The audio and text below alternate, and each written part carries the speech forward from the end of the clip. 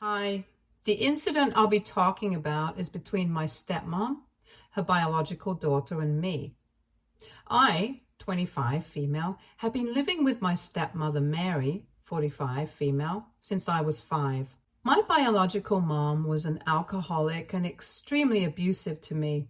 My dad, fed up with her behavior, filed for divorce and demanded full custody of me due to her negligence. Unfortunately, her issues couldn't be proved in court, so both my parents shared mutual custody with my mother, having me most days. But her ignorant behavior soon caught up with her when one day she left me home alone, and I accidentally got access to the balcony. My neighbors noticed and called Child Protective Services on her, and from then on, I started living with my dad. Things were tough at first, but once he met Mary, they changed for the better. Mary was my dad's lawyer's assistant. They met during the divorce proceedings and got into a relationship soon after that. Mary was herself a divorcee and had a daughter, Jane, who was 2 years younger than me. Jane suffered from a neurological condition and was in a wheelchair permanently. The disease also affected her mentally as she had learning disabilities. I met Mary and Jane when I was 4. At first, it was a bit awkward because I had been pretty closed off to strangers due to my biological mother. But Mary understood my situation and took things slow, helping me to open up more with time. I grew extremely close to both her and Jane in a matter of weeks, and that's when my dad decided to marry her. Their wedding, as far as I remember, was very personal, with only my grandparents and Mary's parents present. I used to call her Mary before the wedding, but I've called her Mom ever since. Things started to get better for us from that point on, as Mary opened her own practice and my dad, who was a construction worker, opened a construction company. Soon, his business boomed, and from that point on, we never faced a day of adversity in financial terms.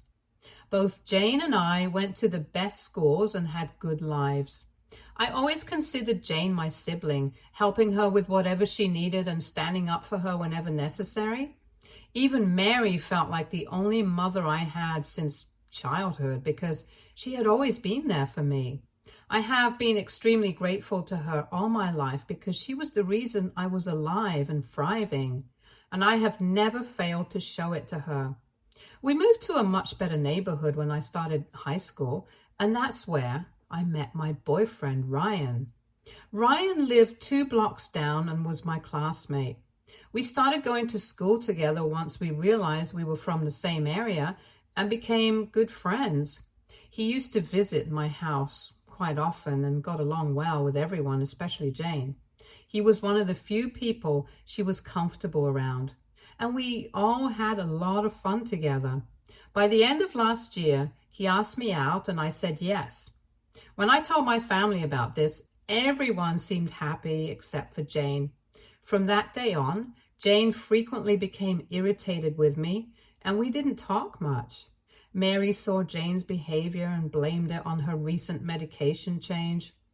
I understood and decided not to talk to her much to avoid fights and give her stress. So Ryan and I applied to many colleges, and we fortunately got into the same one, which was a pretty good school. Everyone was overjoyed at our achievement, and Ryan and I couldn't be happier. Jane was still kind of distant with me, so I decided to talk to her before I left and sort it all out because, after all, she was family.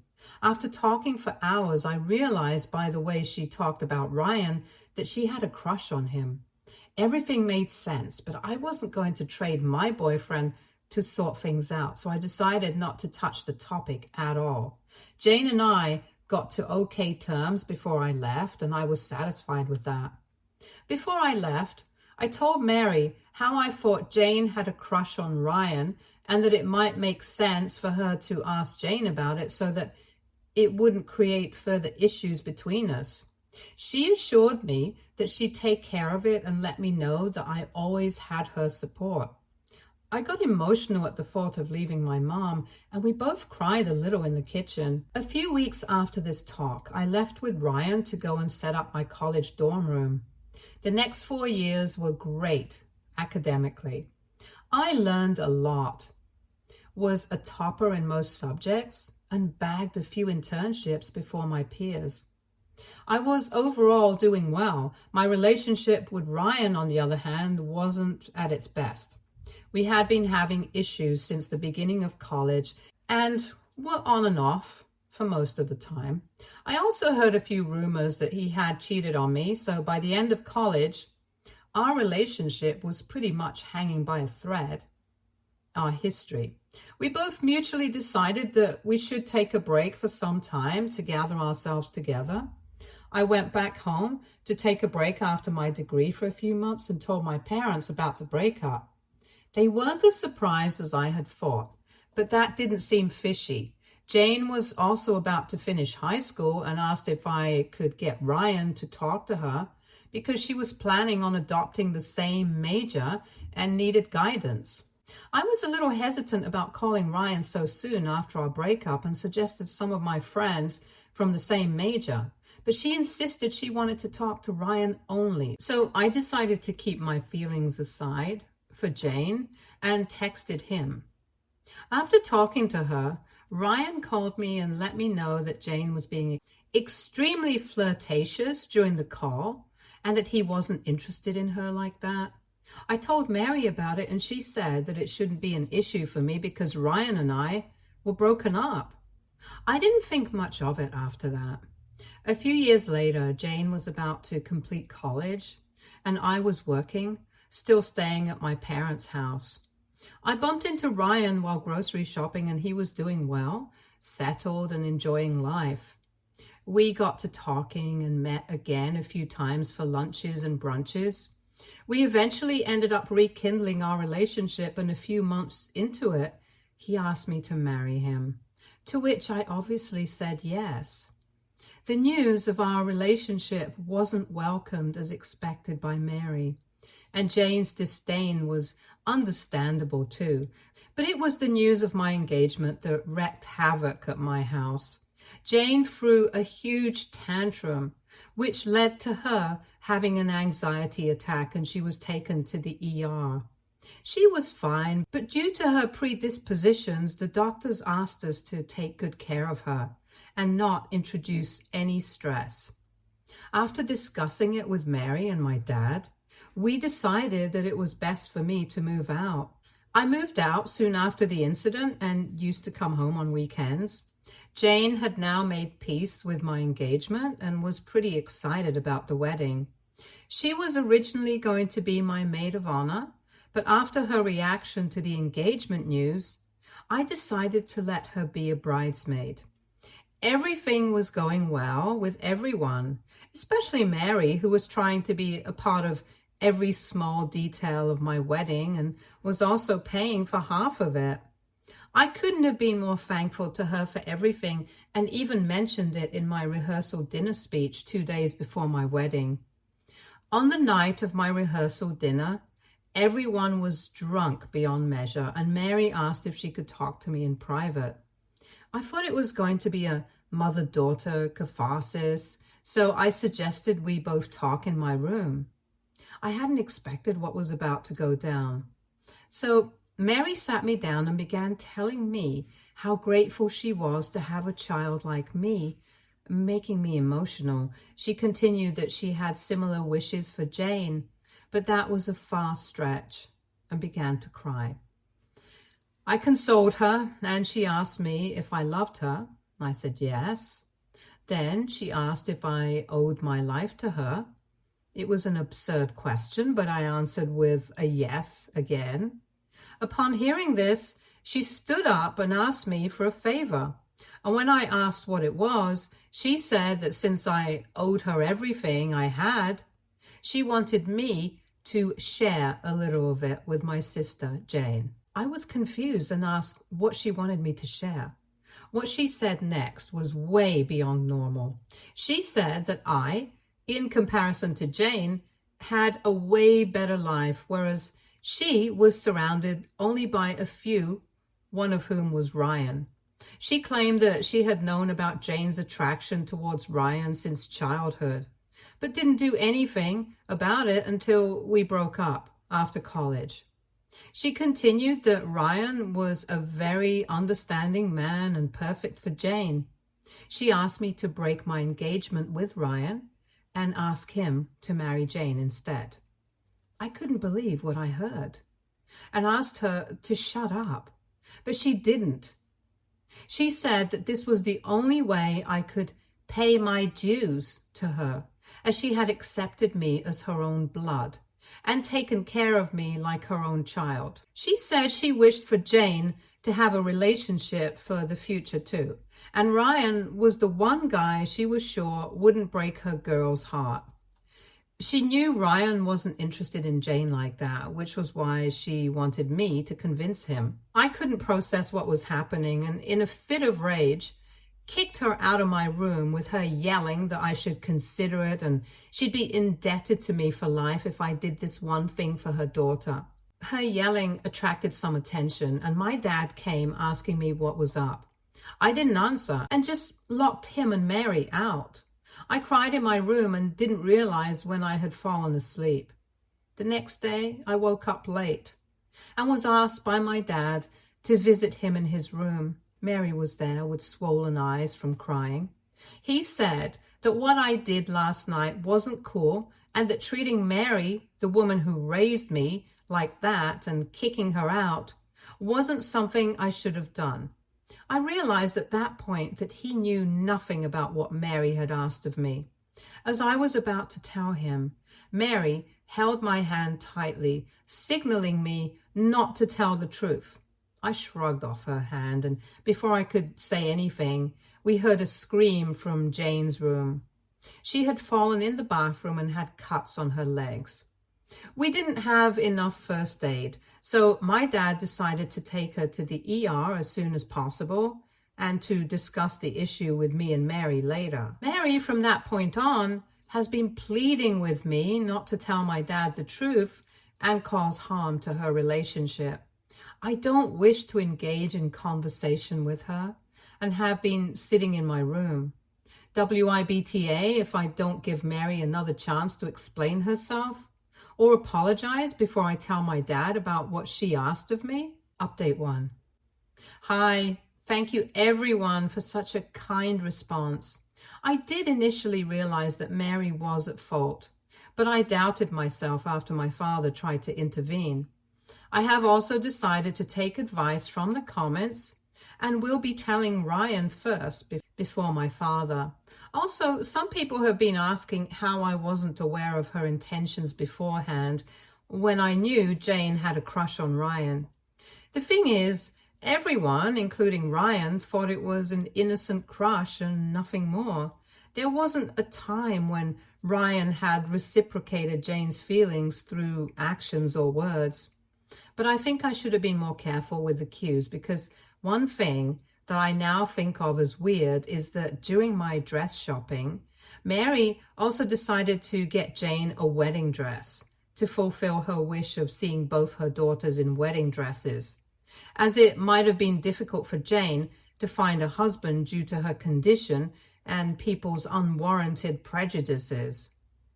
Regarding Jane, she was fine with some cuts on her legs that were taken care of well. She had no idea about what Mary had asked of me, and honestly, I didn't know how she would react once she got to know. Anyway, when I went to see Jane after she was back, I saw Mary standing in the corner, her face turning pale. As soon as I called my dad, I had to ask for car keys to visit Ryan. Mary fainted on the spot, and thinking I might rat her out, I helped her to the bed, and Dad decided to stay beside her, silently blaming her condition on me. I didn't have time to explain anything to him and immediately left after taking the keys to the car. I am writing this part after I have met Ryan. So I went and asked Ryan to meet me in my car to avoid unwanted attention. He realized from my voice that it was serious and came down rushing.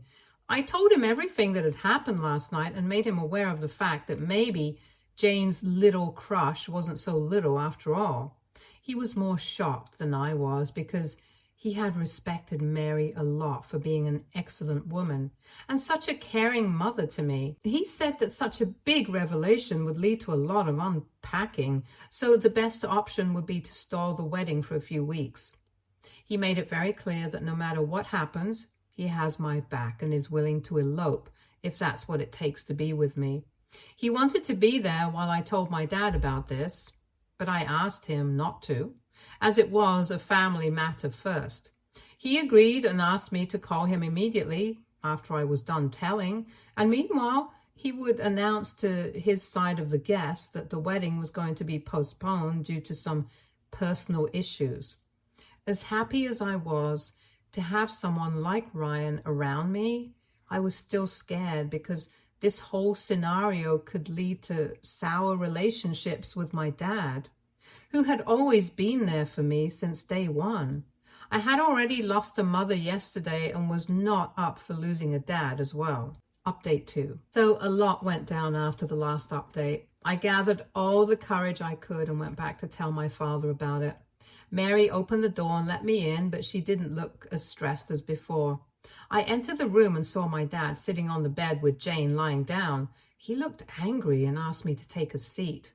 He told me that he knew what had gone down last night and was extremely disappointed in me. I asked him what he was talking about, and he told me that Mary had told him how I berated her last night, saying that she wasn't my real mother and that Jane wasn't family, so I didn't wish to have them at the wedding. According to my dad, when Mary tried to calm me down, I told her that I didn't want her disabled daughter spoiling my wedding pictures. I couldn't believe how cunning Mary was. I tried to tell my dad the truth about her, which he was duly shocked by, but he said that this was a case of my words against Mary's words, and there was no way for him to believe either version as the truth. So maybe we should sort it out for now. Jane was constantly saying how her mom's side of the story was correct, and now I was sure that Mary had told her daughter the truth and asked her to play along. I very clearly told my dad that the wedding had been postponed because I didn't care who he thought he was telling the truth. But it was absolutely unacceptable to me to have someone who had tried to emotionally manipulate me into giving up the love of my life. Mary intervened and quickly said that she wanted to apologize if she had done anything wrong while raising me and wished for our relationship to get a second chance by being a part of my wedding.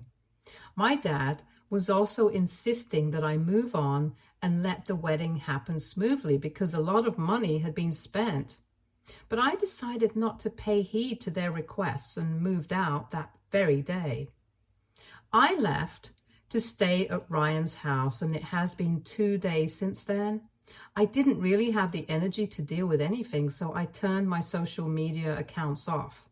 I haven't been contacted by my dad and Mary so far, but I've been getting calls from some relatives which I didn't answer, assuming they must be regarding the cancellation of the wedding. Things are pretty stressful right now, and I hope I find a way to sort things out soon. Update 3. This update comes a week after the last one when the wedding was postponed and I left my parents' house. So a week after the constant calls, I got to hear from Ryan, who was friends with my dad on Facebook, that he had put up a post about me on his wall. Apparently, after our relatives had tried to find out the reason for the wedding cancellation from me and got no answers, they decided to bug my dad and Mary about it. They had tried to contact me to at least make a public announcement as a family, but after they couldn't get in touch with me, he made that Facebook post. He mentioned in that post how he, Mary, and Jane were begging me not to ruin their reputation over petty family issues and respond to them because talking was the only way out of this. This post did more damage to the already messed up situation with our relatives, and all his friends on Facebook were now speculating about the problem and spreading rumors. The worst one I heard was that I had stolen money for the wedding and then cheated on Ryan. Ryan was getting stressed about all this, and I talked to him thinking that he might get cold feet. But to my surprise, he again assured me that he was going to marry me, irrespective of whatever came our way. I still hadn't responded to the Facebook post and was going to talk to my parents a day after the post to at least be rational before the big confrontation. But things took a different route. That same evening, I got a call from my grandma, my biological mom's mother. I hadn't mentioned her before because she wasn't relevant to the incident, but she has been an important part of my life.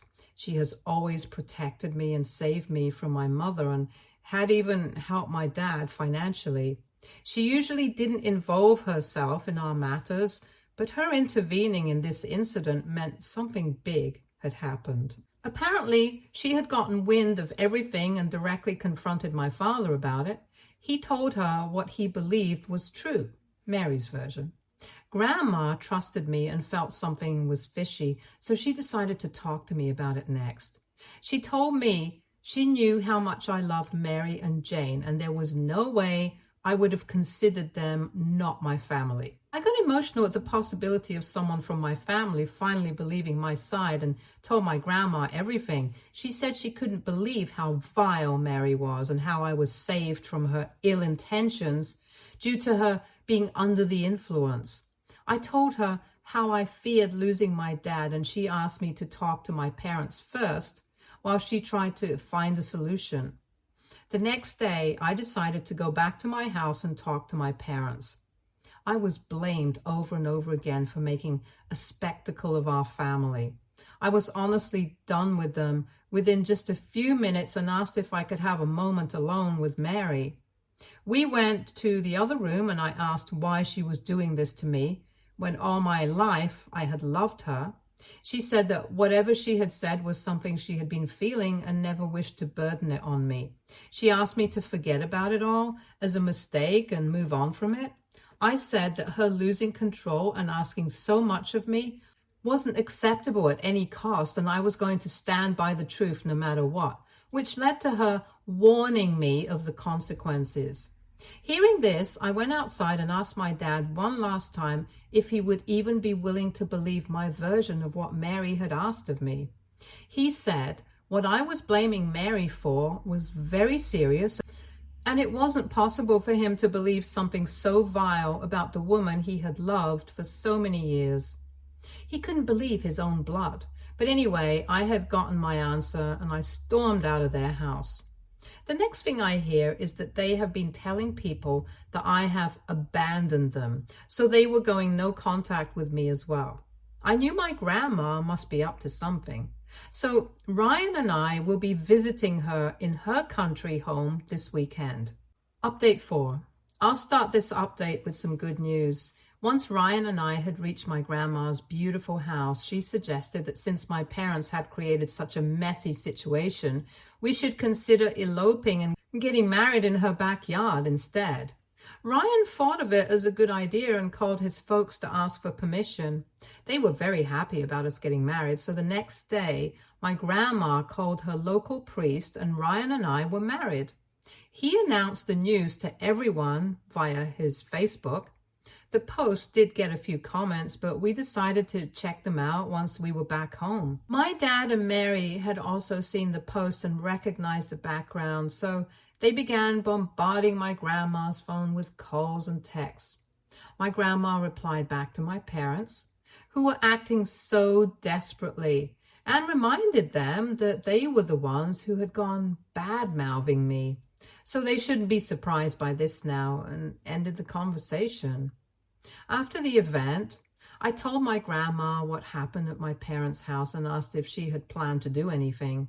She asked me what I wanted, and I told her very clearly that after Mary's so-called threat, I wished to expose her in front of my dad, assuming Jane already knew what her mother was up to. My grandma then revealed the plan to me. She said she had this huge chunk of alimony money from her divorce back in the day, and she would spread the news saying that she was going to give all that money to me to start a fresh life after my parents had abandoned me. According to her judgment, she was sure that my dad and Mary would both want a share of the money. and she'd pretend to give it to them if Mary confessed, saying that she had evidence otherwise because I had accidentally called her that night. I was married to the man I loved and had a family with my grandma, so I had nothing to lose and decided to give this a shot. The next day, my grandma called my dad and let him know that she was going to give me her money because they had cut contact with me.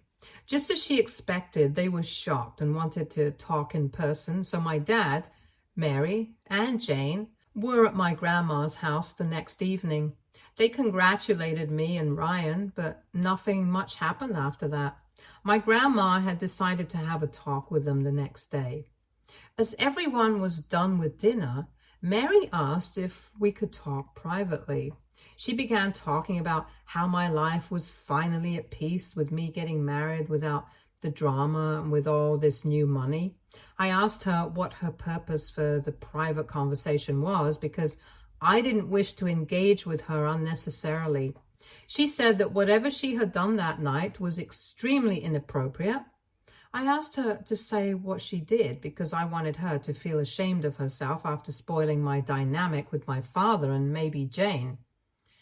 She apologized very clearly for asking me to leave Ryan and convince him to marry Jane instead. She continued, saying it was all her motherly instinct and that is yet again the reason we were having this talk. I expected her to say something along the lines of how I was her daughter too and how she felt remorse and wanted to make amends by telling the truth. To the contrary, she told me that the kind of money I had now could help Jane settle and get a better future. I didn't cut her off and let her continue. She kept trying to convince me to give half the money I had to Jane because I could earn more, whereas life was already tougher for Jane. And now, with the love of her life married to me, this was the least I could do for her. I didn't say anything to her and began looking at the kitchen door behind her. I don't know how, but it must have been God's will that halfway through the conversation, my dad had come looking for us and he decided to stay quiet and listen to what Mary was saying. She didn't realize he was right behind her because she was too busy explaining herself to me. As soon as I looked at my dad after she was done, she realized he had been there the whole while and what a blunder she had committed.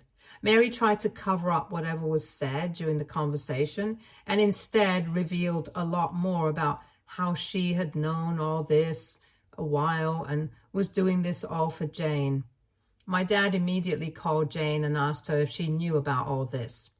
Looking at the stressful situation, she realized it was best for her to tell the truth. My dad turned towards me and began apologizing for not believing me in the first place and told Mary and Jane to leave the house as soon as they could the next morning because he had a lot to think about. Mary tried pleading, citing Jane's condition, but Dad wasn't willing to hear anything. I asked my dad to go and rest in his room because this was a lot to take in. Ryan escorted Dad, whereas Mary and Jane decided to stay in another room, at least until they left. No one offered them any sympathy, and we could tell Mary had seen it coming. I cried that night thinking about how bad things had gotten and how we were a happy family just a few months ago. Ryan consoled me, saying that he was going to be my real family from now on. The next day, Mary and Jane left, and my dad left 2 days later. After apologizing to me a lot for not trusting me in the first place, I told him that his doubt about me might have hurt our relationship and that we should take it slow from now on. He looked dejected, but agreed to give me some space. Ryan and I also left the same day, thanking my grandma for all that she had done for me. I asked her to come and stay at my place for a while and she might visit next summer. Update 5. Since a lot of you have been asking about what happened with my dad and Mary, I'm here writing this update 4 months later. So my dad decided to divorce Mary, but still wanted to stay in Jane's life if she wished, which Mary denied. Mary had tried a lot to win him back, but it didn't work. She never apologized to me for everything she had put me through. Her justification was that whatever she had done was for her child, and hence it was okay. I was just happy that I wouldn't have to deal with her anymore. Stay tuned for more stories from our girl relationships.